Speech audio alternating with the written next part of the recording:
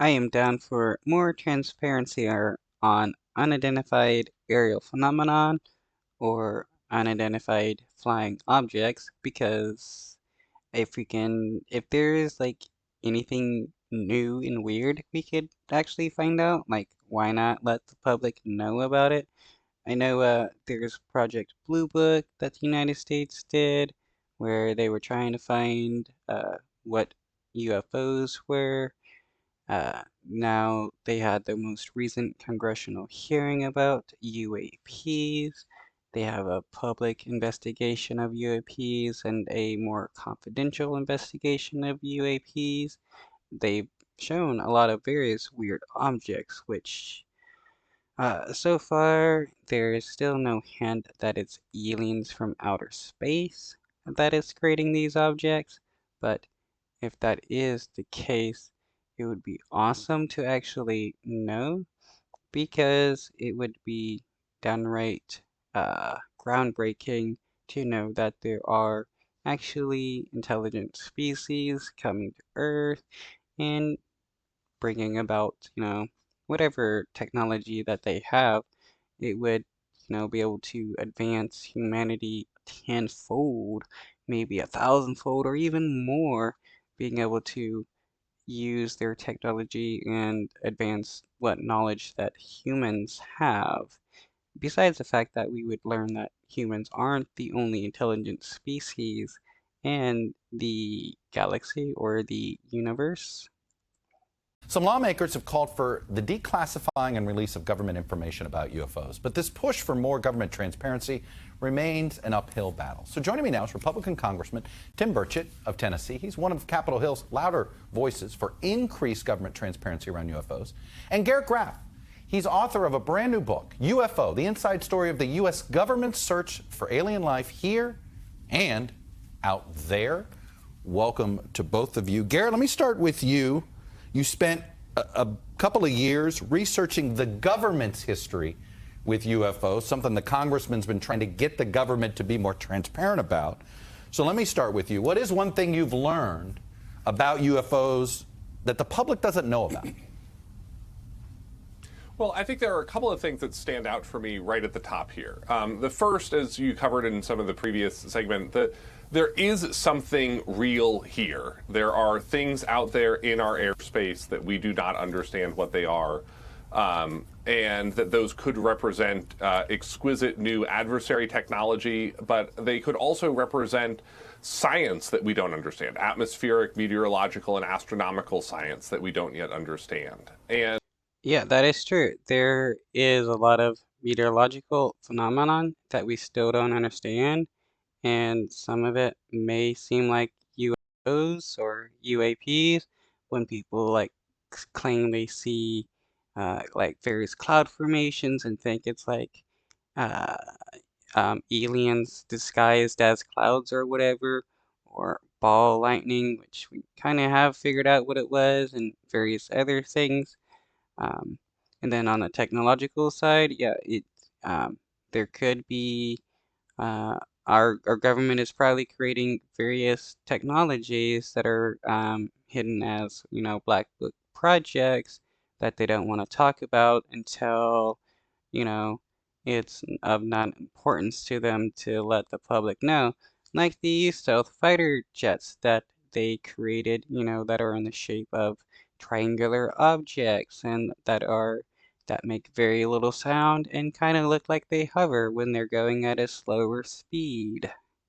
that I believe that the government is covering up some level of its knowledge and understanding about what some of those things are, both in terms of what chunk of that is our government's own secret development programs, planes, drones, new technologies that we're working on, as well as what we're sensing and detecting of advanced adversary technology being tested against U.S. forces or around U.S. airspace. What I'm unconvinced of. Yeah. Well, honestly, if there are like, if there is enemy technology being like sent into our airspace, it'd probably be good for the public to know what it is so that they could like actually look out for it instead of being like, hey, I saw this mysterious object, and then everybody considering them crazy for it. Is that the government is covering up meaningful knowledge of, uh, you know, alien spacecraft, alien visitors, extraterrestrial contact. I just don't see the extraordinary evidence or the fingers of the cover-up that one would expect if that was, in fact, the case. What do you make of the newfound interest? It appears that government is on being a tad more public. Is this an acknowledgement? Maybe they need the scientific community's help? The government hasn't truly always been like pretty public about the like idea of aliens and stuff, but the United States funds NASA and they're on the search for aliens. It's just a matter of trying to figure out if aliens are visiting the Earth. There are other nations that are more public about it, like Mexico. Their government is pretty public about it, where they've talked about aliens. They've also had a congressional hearing about aliens and UFOs. Supposedly a dude has proof of aliens, but that dude was also a guy known for, being a con artist. But the like Mexican military and stuff has always been pretty outspoken about various unidentified aerial phenomenon that they've seen. Yes, and I think part of the shame of this, and I think that this is part of where the congressman agrees on as well, the government should be more interested in this than it has turned out to be over recent years. And I think part of what you have seen is this shift since 2017 that serious people are talking seriously about this in national security circles in Washington and on Capitol Hill. Congressman, you've pushed this issue a little bit. Curious why? What got you started on this issue? Transparency. Since 1947, they've told us these things don't exist, yet Harry Reid funded, very well funded, millions of dollars towards research of it. And they spend a whole heck of a lot of time, effort, and money on telling the American public they don't exist, but yet they're studying. Case in point, I proposed an amendment to the FAA reauthorization bill, and it basically just said if a commercial airline pilot were to spot some anomaly, or UFO as we used to call them, and they would issue a report to the FAA, which they would, but also that report would be made to Congress. Sure. Well, it was blocked. The whip told me that it was blocked, and I said, "Why was it blocked?" He said, "The intelligence community blocked it." And I said, "Wait a minute, you mean the committee?"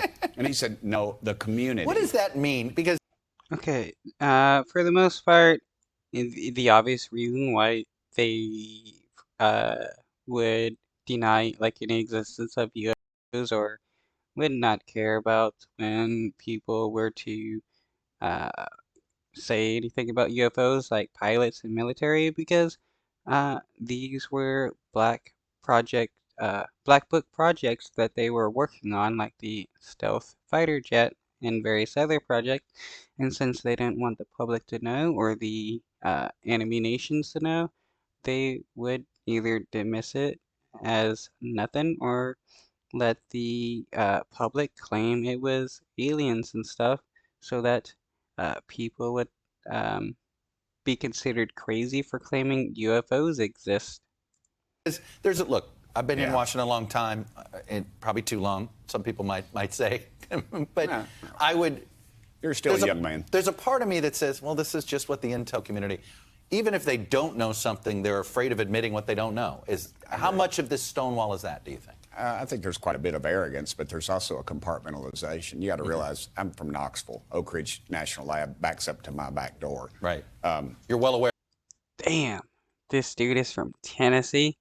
That is crazy. of national security I issues. am. You figured during the atomic bomb, several thousand people worked there, yet maybe 12 knew about what they were actually Right. working. I mean, husbands and wives didn't know. I've talked to several people in my campaign. That's what you call compartmentalized knowledge. That's the way the military works.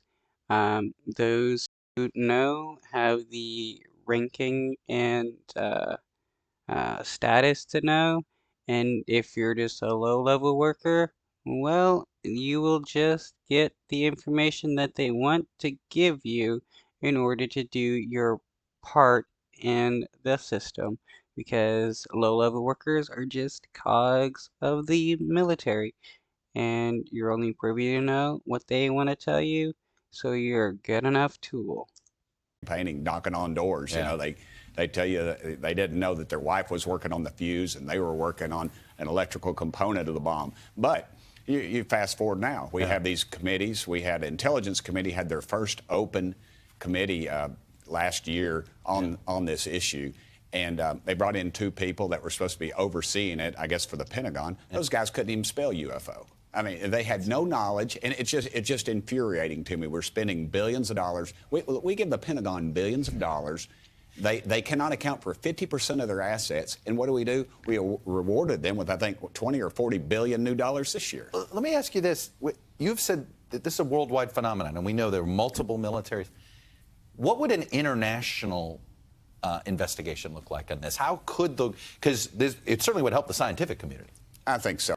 If there was like an international investigation of like UAPs and stuff, and like multiple nations around the world came together and to do studies, investigate various phenomenon and stuff, we would probably be able to figure out a lot of things going on, especially with a lot of the natural phenomenon going on, since there's still kind of fragmentation with various like, aerial unidentified aerial phenomenon within the like scientific community. So, but I think the scientific community is kept out, and when they're brought in, it's just for dollars. Right now, because of people like yourself and NBC and others in the national media are putting this out because they realize over 55% of the people believe there's something else out there. I have a T-shirt I sell on my website. More people believe in UFOs than believe in Congress. I mean, it's the truth, brother. You and I both. Okay, well, I don't know about UFOs, but like the existence of life on other planets, yeah, probably about more than half the global population believes in the existence of intelligent life on other planets, because we know that the universe is extremely large, and it's not just the observable universe I'm talking about, but the entire universe. It is definitely a lot larger than the observable universe, because the observable universe is just what humans can see from our location with the technology that we have. Once we have better technology, we can see further and further back and see larger and larger areas of the universe.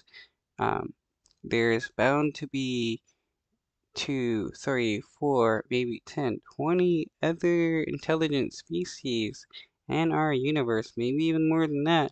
We just haven't been able to either contact them because of our low-level technology, definitely unable to reach them because we only have chemical rockets, and we cannot move uh, or travel fast enough through space in order to actually reach another planet in a human lifetime.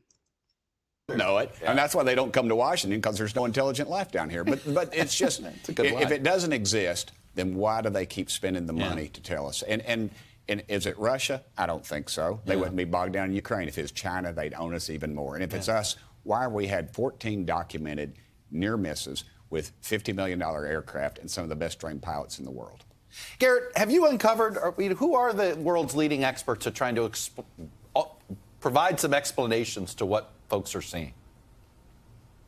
Well, there are people who are working on exactly the question that you just started to touch on, which is, what would a serious hunt for UFOs and UAPs actually look like? And a big part of it, which you saw come up in this summer's congressional hearings as well, is the need to move away from human witnesses who are just terrible witnesses, as anyone who crime any scenes. police officer We know this who's about this, investigated right. a crime scene or a car accident knows, and move to something that's more sensor-based and instrument-based. And so along those lines, There's a project called the Galileo Project, which is led by the chair of the Harvard Astronomy Department, Avi Loeb, who has built this fall the first UAP observatory on the roof of the Harvard Astronomy Building in Cambridge that is trying to better understand, what's up there on a daily basis, because part of Oh, if that is okay. Haven't heard about that, but that is so awesome.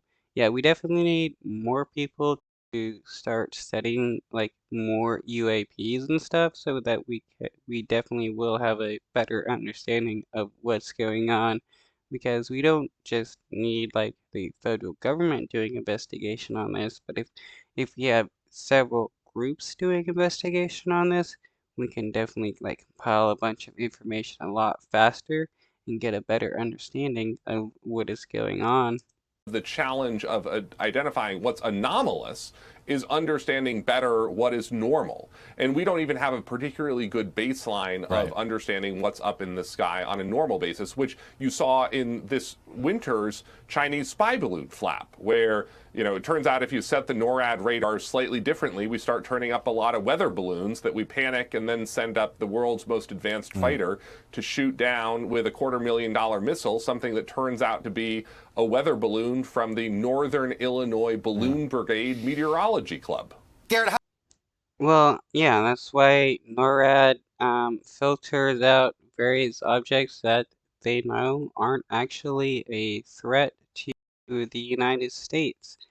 That is why they have a filter system going on so that they can focus on what is more of a threat, a priority system, certain objects are priority 1, while other objects are priority 5, one being a high level threat and 5 being a low level threat. how come NASA doesn't find anything with satellites before it enters our atmosphere?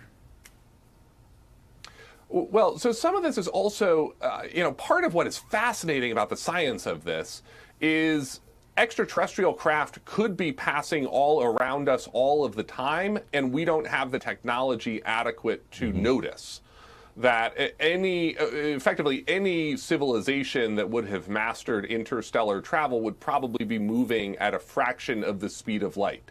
We don't. Well, yeah, I mean, he does have a point there.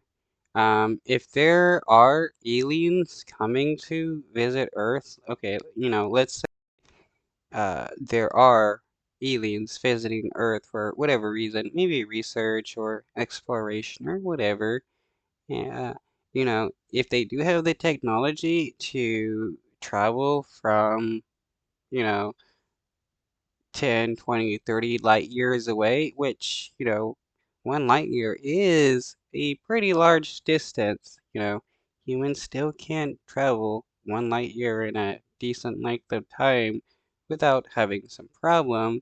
So if, some intelligent species has developed the technology to be able to travel several light years in a, relative short span of time, if they're visiting Earth, they would definitely have better technology to be able to disguise themselves and be stealthy compared to the technology that anybody on Earth would be able to use to, um, you know, find them out. We still have primitive technology compared to what somebody would have if they have the technology to traverse large periods in space. Don't have effectively any technology that would notice something moving at the fraction of the speed of light through our own solar system that was smaller than a football field. So, Congressman, let's play the logic game here. If there is an alien life that comes here, they're more advanced than we are. Sure. It's a scary proposition, right? Travel light years. Exactly. So, I mean, for some people, it would be scary. I mean, yes, possibly there are aliens that are warring species that could come to Earth and take out all of Earth. But if that were the case, it would have already happened, and they would not be like trying to hide about it. They would be upfront and be like, "Hey, we're going to come and invade your planet. There's nothing you can do about it. Submit and die, or submit and be a slave." Um, it would be like the Klingon of the Star Trek series. They're just completely open about their warfare because they're a warring species, and they know that they are technologically advanced compared to other species and have no qualms about just taking out the native species. Now, since that hasn't happened, we know there's no warring species trying to take us out, and if it's a more scientific species, they could be trying to just observe Earth without with the minimal amount of interference, like scientists do when they're trying to observe various other animals in their habitat without disturbing them. How should this be viewed? How should government prepare? And is this worth the money to prepare to deal with something like this? I don't know about preparing. It's just being transparent. You know, the vastness of God's great universe. Every night I go out and look at the stars, and the light from those stars literally left there before the time of Christ. Right. And I mean, some of those stars don't even.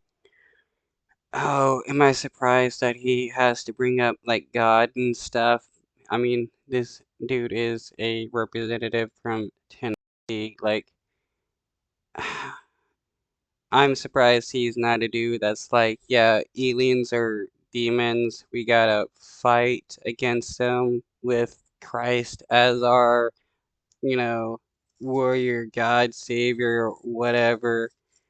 Uh, it's just, what does religion have to do with this whatsoever? Even exist anymore. If we're dealing with some technology that can fly these light years at these incredible speeds, if they wanted to do us in, they'd have already done it. And I just think we are trying to overprotect our public, and our public wants to know what's going on. Are there more ways you can tie the hands of the Pentagon to be more transparent? Yeah, if we had more people in Congress with some guts. I feel like this bipartisan caucus is growing. Yeah, my buddy Jared Moskowitz, he's there, and it's Republican and Democrat. It's not a bipartisan situation. Not on this one. We know the Pentagon has got their hands in this, and we just want to.